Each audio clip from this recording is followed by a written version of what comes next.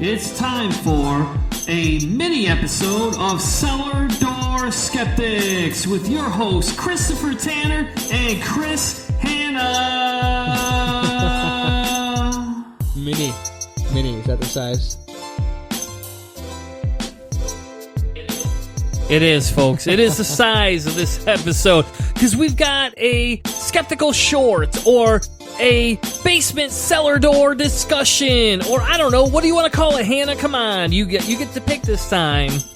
Reactionary noise. Anyway, welcome to our first installment. A little rough at the beginning, but it's our first installment of what we want to call our side segment, our opinionated opinions of the opinionated world, right? And I know that's a repeat of a repeat, but we talked about trying to shorten the segments up, the episodes up, and move into something where we give a little bit more of an opinionated look at something that probably doesn't have to have a bunch of fact behind it. Not that we're going to not introduce just fact. How we feel. Yeah. How we feel about it. It's like the feelings of two... Right in the feels, man. Right in the field. No, it doesn't work, man. You can't... You gotta find what we were discussing here. And anyway, so the whole point of this is there's sometimes we're not going to be able to fit segments in the show. We're not going to be able to understand exactly everything that goes on. And so freaking new that we can't do any research on it. It's just Here's the announcement, and this is how we basically come off feeling. Yes, and so everything I wanted to do for this first segment is to talk about a little bit of a reactionary Trump nomination type thing, right? Because, for example, we do have that. We have this going for us. We know Trump's officially nominated somebody. And I know it's Thursday. There's probably even more that's come out since we've released this. But we're recording this on a Tuesday because this is our supplementary episode to help make sure we don't overwhelm you and give you smaller segments that are easily digested and go. Not something that we're just regurgitating, and I don't want this to feel like it's a repetitive nature or anything like that. Well, so give we're us gonna some feedback. Let us know what you think too. I mean, is this ridiculous? Are we being goofy balls?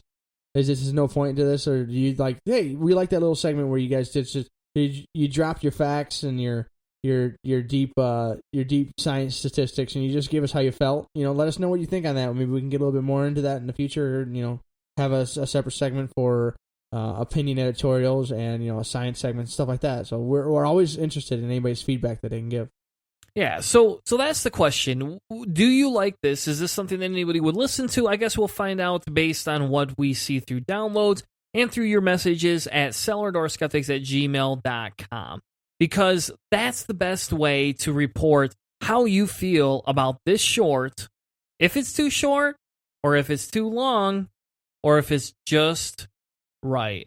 Is that before we or after we eat Goldilocks or something? I don't know. If I remember right, I think we were talking about it, and I was like, we could call this Inside the Cellar or Thoughts from the Cellar, because I don't know. You know what? Maybe our fans can give us a title. What do you think sounds cool? Like there's a weird supplemental. Here's 15 minutes of us ranting or us giving us a personal intake of what's going on or something, because we're going to talk about nominations tonight. What do you think should be the title of it? Maybe we could make this a regular thing.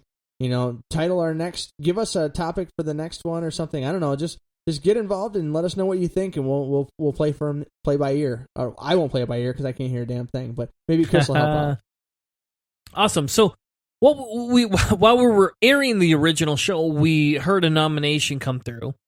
And I'm not going to try and say his name because I've had too much to drink. We just checked it out. I don't remember. On the YouTubes, it says Judge Neil M. Gorsuch. All right, and so that's Trump's nominee for Supreme Court. Yep. So let's play this really quick clip of a quip about Neil. So hold on one second. Let me play this real quick quip, and you'll hear the actual name because Hannah can't pronounce it either.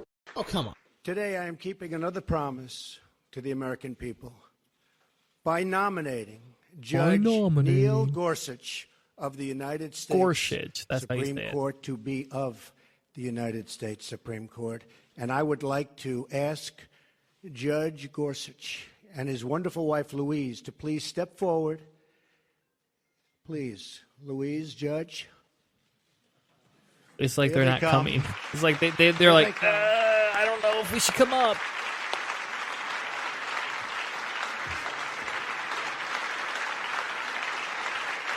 And there's clapping and clapping and clapping. So was that a surprise? Was it? Okay. He asked if it was a surprise. I don't know if it's a surprise. I'll be honest. I didn't even care who he was going to nominate because I knew he wouldn't nominate somebody I agreed with. Well, the fact that he was there is like, it's not a surprise. They told him to show up. Like, what did they think he was going to announce? Yeah. Like, so do you think Listen, this we're going to is announce me. another judge, but do you think you could show up for that? So yeah, he's like, Trump's like, all right, Neil Gorsuch. I don't know. What's Giordano's name? The guy from New York, the New York mayor. What's his name? I got nothing. Oh, come on. What's it? Giordani or... Man, I'm butchering the hell out of that. For New York? Yeah. The bald-headed crazy guy that I hate. Giovanni. Yeah. So I bet Trump was like, all right, hey, Giovanni, you need to come down tonight because I might announce you. And he hangs up. Hey, Gorsuch, I might announce you. Why don't you come on down tonight? And then he hangs up. And then he calls. He goes, all right, hold on. Hey, Sarah Palin. Sarah Palin. will you please come on down, Sarah Palin? Why don't you come on down, Sarah Palin? Because you never know. You can see Canada from here. You can't see Russia, but don't worry. I got Russia in my back pocket. It's not The Price is Right. You don't just have them come down. Come on down. No, I was gonna say this. Actually, it sounds a lot more like a Major League Baseball. Like, listen, I want you to warm up in the on deck circle. But you know what? As soon as it's time for you to go, we're going to send the guy who's actually warming up in the dugout, and he's going to go up and bat for you. So they have this guy come up and be like, listen, I just want you to show up, and as soon as you're ready to nominate you, we're going to yank you down into the basement. We're going to send up the real nominees so the Democrats freak out. Is that like when he did his inauguration? He's like, all right, I'm going to get the Dixie Chicks to play because they're going to like me. Oh, I'm going to get the Doors. Hey, Mr. Trump, the Doors. You know, you do understand John Morrison's been dead for how many years? Thinking more he's that, like, oh shit, he's been dead? Seriously? What? All right, hold on. I was thinking maybe that when they realized that they actually won the nomination or they won the general election, that Trump was like, okay, listen, guys, we can't have the strippers because we won. We can't do that. We got to send them back, and we got to be all. It's like we were just gonna party it up and say screw the establishment. And but now they had put the coke away. Put the coke away. Back. Yeah, no. I don't know, man. Because hold on, I don't know about that. Because to me, how I envision this, and this is just my opinion, but how I envision this whole thing is, I see Trump, right? I see Trump saying, "I'm going to win this. I'm going to win this," and then people are like, "Well, Trump, I don't know. No, I'm serious. I'm going to win this." And they're like, "All right, well, it'd be kind of cool if we had strippers." He's like, "No." I'm going to win this, motherfuckers. You know what? You want to keep strippers? Go send them back to Trump Tower. And they're like, oh, okay, well, is it going to be just as fun? And then Trump's like, I don't know, man. I'm not even going to attend it. I'm going to give a speech, and I'm going to walk away, and I'm going to go hang out with the strippers. And, like, I don't know. I just can't even imagine what went through his mind at that time. I genuinely think that everybody was like, oh, no. Now what? Because they didn't expect it. So, like, obviously, this case here, like Trump, when he was campaigning, said he had 21 potential candidates for his nomination here. And so they broke it down. And since the death of Antonin Scalia, I mean, really, there has been a 4-4 tie. And, I mean, some serious stuff has been considered by the Supreme Court. And so, like, we needed to figure out a way to get it through. And depending on who won the general election, obviously, there was without question going to be a tip into whoever got the majority. Obviously, if Hillary Clinton won, we get some weird centrist but slightly to the left candidate, because the Republicans would be obstructionists, just like they had been for the entirety of the Obama administration. But vice versa, the Republicans would pick someone. Then, if the Republicans won the presidential election, obviously, then the Democrats would stall. But nobody expected a supermajority and a Republican president. So this has changed the tone to the Republicans basically having, without question, the ability to. They need 60 votes to get a Supreme Court nominee validated. So, like, that would take every bit of the Republican and a couple of Democrats. So, I mean, they have to push for it, but, like, just getting the basic laws passed, this is, without question with the supermajority. So, like, Judge Gorsuch, he's an outstanding legal and brilliant mind. And on the New York Times link for this whole thing, they have a graphic and he would be the second most conservative judge of them all. I mean, even more conservative than Scalia. And Scalia is the kind of person who would have said that, like, religious expletives as far as, like, whether or not something is true and false, like, his religion distinctively guided his decisions. I mean, Gorsuch would be even more conservative than that. So, I mean, this isn't a surprise, but it's a shame that the Supreme Court is going to be getting worse. And when we have people like Kennedy and Ginsburg, who are really, really old, and we're worried about their general health, Trump could potentially have 2 to 3 Supreme Court nominations, and Neil Gorsuch is only 49. He is young. And so they're looking at decades of consistent conservative lockdown as far as this new nominations. I mean, this is a huge deal for our future and any kind of progressive ideals as far as the Supreme Court nominations and decisions in the next 20, 30 years. Yeah. So who is this guy? Who is Neil Gork? I'm just going to call him Gork because I don't give a fuck. Fuck Gork. Him, Gork. Gork. So Neil Gork was born in 1967. He's an American judge on the United States of Appeals 10th Circuit, right? He was nominated today at 7 p.m. or 9 p.m., I don't know which, for the Associate Justice of the Supreme Court of the United States. And he's going to fill, like you said, the seat from the death of Antonin Scalia. He is a proponent of originalism and textualism in interpreting the U.S. Constitution. We'll get to that in a second. He clerked for Judge David B. Sentinel of the United States Court of Appeals from 91 to 92, and then on the U.S. Supreme Court, Justices Brian White and Anthony Kennedy from 93 to 94. He then was a Deputy Associate Attorney General to the U.S. Justice Department till 2005.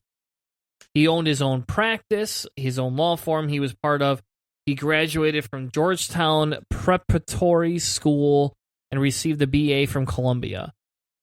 He has also written a book called The Future of Assisted Suicide and Euthanasia. Now, that's funny because that's a topic that's come up by a relative in my family that I don't know if I want to get into tonight.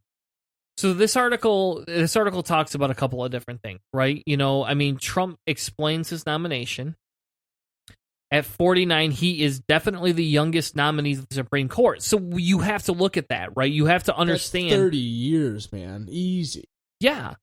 And if he got selfish and retired, at 60, that's only 11 years. That's not a high probability given some of the other justices no. and all the different things. Is like 3,000 years old. And so, in all fairness, he reached for a reliably conservative figure. He did. And he did that as a way to try and bridge the divide between him and the Republicans, in my opinion. But he's also, without question, going to be giving them the conservative vote they want. I mean, he's just, like I said, on the infographic, he is the second most conservative one. If he gets confirmed, without question, he's going to give them the conservative vote they want. Now, it was funny because I got in a little bit of a Twitter war earlier today with another person, and they basically said, well, look at the Democrats. They blocked this and that. Who are they to try and block Trump? They didn't like it when they were blocked. Why would they try and do it to Trump? And it's like, well, you don't understand. In my opinion, and again, this is an opinion segment, I guess, but in my opinion, the whole point of that is that if Trump wanted to be fair, he wouldn't have nominated this guy. He would have gone back, and he would have found somebody both people agreed upon. Well, he wouldn't even have nominated someone. The justice would have already been confirmed way back a year ago when Scalia died. Like, this wouldn't have been a process that was obstructed the entire time. This would be done and decided upon. The Republicans refused to even consider, not even just like, okay, we don't like this person. They wouldn't even consider anyone. So, I mean, that's more than, the Democrats saying we're going to filibuster. Yeah. So I don't think that's a fair argument. Now, there is some connections between him and Justice Kennedy.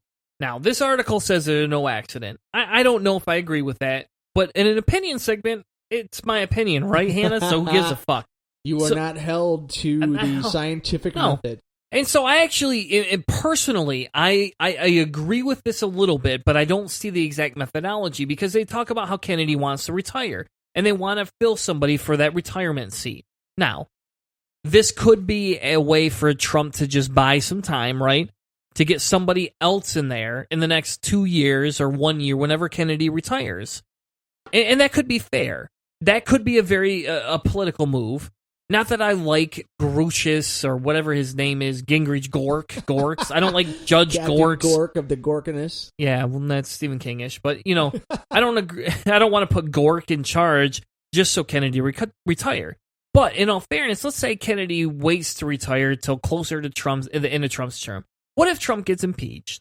There's all these different variables that could prevent us from seeing a less democratic individual. Now, in all fairness, I don't support him. His conservative credentials are in doubt. He has voted in favor of employers, including Hobby Lobby. Again, I disagree with that. But he has also criticized liberals for their turning out to the courts rather than the legislature to achieve policy goals. That is a little bit more of a political pandemic to me. You know, that's kind of that Pandora's box. It's in the middle. I don't agree or disagree specifically. Well, each case would be separate, like depending on what they're legislating and what the rules that they're setting. Like there isn't like a blanket broad brush that you can paint with. Well, Democrats like to use legislators instead of. I mean, really, you can't just pick one giant thing and say this is what their tendencies are. Yeah, and so when we look at it, we look at this. Trump said this. He says, "I only hope that Democrats and Republicans can come together for once for the good of this country." Now, Trump, if you really thought this, do you think you would have chosen this guy? This guy advocates a broad definition of religious freedom, and he sided with Christian employers. Now, I know you want to cater to that, but Democrats do believe in the separation of church and state. That is a big foundation on the fucking goddamn tomb of what we're standing on. So you want to sit here and bridge the gap. Why the hell would you fucking hire somebody that opposes Christian or opposes secular employers and does not promote an equality in terms of women's health care? Why would you do that? He also held that the requirement in the Affordable Care Act provided insurance and that it was basically illegal and that religious people should have the ground to be able to do whatever they want.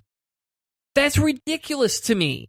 That's just a ridiculous foundation. Now, he also dissented in the denial of hearing of what's called an en-bak, which is the taking the view of the government displaying of the donated 10 Commandments and the government to display any offered monuments. Most of the dissent's view was subsequently adopted by the Supreme Court, which reversed the judgment of the 10th Supreme Court. So he was denying they put them on there, therefore he wanted them to go on there. That's what he wanted to do. He wanted to put these on there. He says, the law doesn't just apply to protect popular religious beliefs. It does perhaps show important work in protecting unpopular religious beliefs, vindicating this nation's long-held aspiration to serve as a refuge for religious tolerance. So the unpopular religious belief is the fact that non-believers don't want to have to look at a Christian symbol all the time. So where's the logic in his argument there? He's basically saying that taking the view that the government's display of the donated 10 Commandments monument in the park did not obligate the government to display other offered monuments. That's what he's saying. He's saying, well, since they accepted the 10 Commandments, they don't have to take the Quran or the flying spaghetti monster. Yes, because he doesn't believe that just because it's popular, we should have to go protect other unpopular beliefs. So basically he's saying that if you open the door for one belief, we don't have to open the door for all of them. So you can just take the accepted 10 Commandments, but we still don't have to take the Quranic Hadith rules and the humanistic rules that I guess the American atheists would put next to the 10 Commandments in there, or the Baphomet statues from the satanic temples or anything like that. Like he could refuse those, but he could just take the 10 Commandments. That seems a bit one-sided and a little bit biased, in my opinion. Yeah, exactly. For criminal law, let's go into the death penalty. He favors a strict reading of the Anti-Terrorism and Effective Death Penalty Act of 1966. In 2003, he denied requests of death row inmates seeking to escape execution. So he believes the death penalty for more extreme stances. Definitely not something I support. And it's funny, it doesn't say his pro-life or non-pro-life stance. I would be very interested, given that stance, what he actually believes or doesn't believe in that. You know, does he support abortion? Does he not? I'm going to guess he doesn't. I wouldn't even have to guess. I mean, I'm just waiting for the statistic of him saying that he does not support abortion. There's no possible way. If he's more conservative than Scalia, there's no way that he can be supportive. Officially, he has not given a statement, but in his book, The Future of Assisted Suicide and Euthanasia, he wrote that he opposed euthanasia and assisted suicide and claims that all human beings are intrinsically valuable and the intentional taking of human life by private persons is always wrong. And that's what doing them themselves. It doesn't matter. He doesn't care. Even he doesn't if care. A person wants to take their own life, he's not cool with that. Yes. Either. So now we don't know again whether he's pro-life or pro-choice. Easy to extrapolate. We could take a guess, in all fairness, that he's probably pro-life. And as we end the segment, and again, I'll let you spend a few minutes here, but I have a hard time with this pick because I don't feel this is a good in-between between conservative and liberal viewpoints. I don't believe this is what we would call a compromise. I believe this is Trump going, hey, I got a middle finger. Do you like my middle finger? I can stick it up your ass a little bit farther if you like. Would you like me to tickle your prostrate? Because that's what this feels like to me, is that, hey, I'm in charge now. I've got the majority. What are you going to do to stop me? What are you going to do to make this different? What are you going to do about it? I'm going to tell you what I want to do. I'm going to go out and protest. I'm going to go out and argue. I'm going to write dissents. We're going to continue to yell on our podcast. We're going to continue to criticize the orange sewer monster. We're not going to accept anything unless it's valid. We support him on his leaving of the TPP, but not for the reasons he left, you know? And so in all fairness here, this is not a bridge. This feels like he built another wall. What do you think, Hannah? Without question, this is the nomination I expected. I mean, this is not anything different than what I expected. I expected a Bannon-driven Trump pseudo-ideology, Mike Pence pro, conservative guy. I expected at least as conservative as Scalia. I'm not really sure. I thought maybe he was going to go batshit and go with like a complete, total like right-wing psychopath to get and have that nomination get blocked, and then bring someone in who is really conservative, but a little bit less crazy than the first one. Basically like the idea of when you make bringing Rick Perry in. When you make a business offer, you like make an offer so extravagantly crazy that it makes the one you really want a little bit less crazy. It makes it a little bit easier to make that compromise, and that's what I was thinking he would do. This, to me, is exactly where I figured he would finish. So we'll see what happens at the Democrats, if any of them are going to vote for this, and if they have enough votes in to get him in with just Republican support. I'm not surprised at all. This is exactly what I thought our future is going to be, and unfortunately, he's young as hell, as opposed to someone old that we can knock out eventually. Yep. And in all fairness, as we wrap this up, in 2005, an article is published in the National Review that Gringich, or how do you say his name again, Hannah? What? How do you say his name again? Gorsuch. There you go. Gorsuch in 2005 argued that American liberals have been addicted to the courtroom, relying on judges and lawyers rather than the elected leaders and ballot box as a primary means of affecting their social agenda. And he also said this. He says, and they are failing to reach out and persuade the public. I disagree with that, but that's what he said. He also wrote, American liberals are circumventing the democratic process on issues like gay marriage, school vouchers, and assisted suicide, and that this has led to a compromised judiciary. Mr. Gugarich, Mr. Gork, whatever your fucking name is, how is that a compromise? How is it a compromise if we have a separate system that checks the executive and legislative branch? How is this a compromise if they say, hey, you know what, this violates American laws? So go ahead, Mr. Gork. Go ahead. Tell me, seriously, tell me how that's a violation when all of a sudden they're going, hey, you know what, I don't see this as a benefit to America. I don't see violating gay marriage and telling people you can't get gay married is something we should support. Tell me how assisted suicide, if done in the right context, is not something that we should be doing. Tell me again, Mr. Gork. Because to me, all it feels like is you didn't get your way, you don't like the way of the future, and Trump's just said, hey, look at this guy, at least it's not me. Thank you so much for listening to this secondary segment of Cellar Door Skeptics. We strive to make this the best experience possible. So if you like Inside the Cellar, Thoughts from the Cellar, or this is an awesome fucking segment, whatever we decide to name it, send us an email at cellardoorskeptics@gmail.com and let us know what you think. Thank you, everyone. Have a good night, and we'll see you next Tuesday, 9 p.m. Eastern, live right here on Spreaker.